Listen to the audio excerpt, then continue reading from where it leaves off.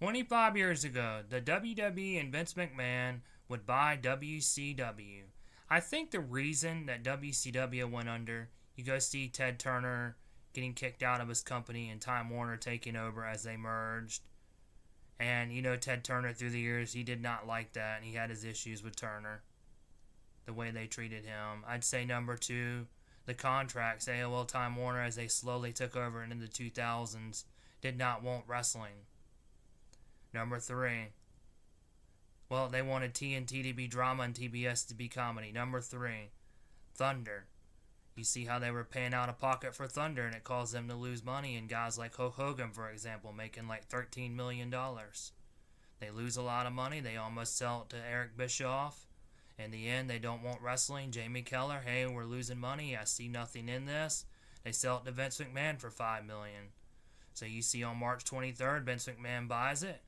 March 26th, the last episode of Nitro, where Sting defeats Ric Flair, and WWF Raw, where it's announced in storyline that it's not Vince McMahon who bought it, it was Shane McMahon. And what it meant for wrestling is, you see guys like Crowbar, Devin Storm, Crowbar, and Sean Stasiak going to other fields. Vince McMahon did not make a lot of these guys.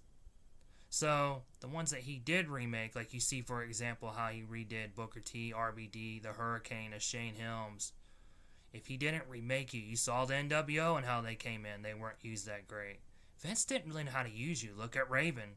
Great in ECW. Not so much in WCW and WWF. Definitely not.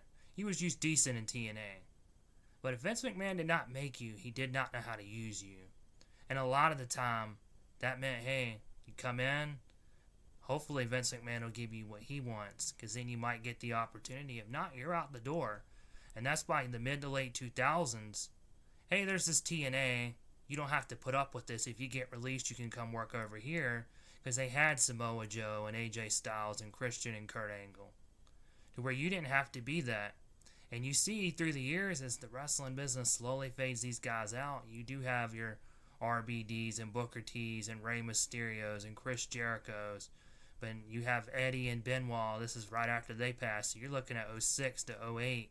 Right around when they passed. And you see the guys started slowly stepping into the indies and what else they could do as their careers wind down. And it was great that there's TNA, but their biggest problem, as you'd see with RBD and Jeff Hardy and Hogan and Bischoff, you would see how it's not helping the company, and it would become a problem just like AEW. You have too many ex-WWE guys and you don't have your own talent. And with AEW, in 2019, Tony Khan launched this company. He was a fan, and he had himself, his father, and other investors. But you look at it, and you see over time, TKO and Endeavor, once they bought WWE, you never thought Vince McMahon would sell. A lot of that talent, this guy Tony Khan don't know how to use me. I'll go back to WWE and try this. And now, 2-3 years later, some of that talent's looking at, maybe the grass is greener in another company. And some of the talent is starting to leave WWE again. You go back and look at the Invasion. Yeah, the Austin heel turn that did not work. The what? They just wanted to see Austin go out there and give me a hell yeah. And the Invasion and the WCW, it did not work because that audience just did not really want it. That's why ECW came in.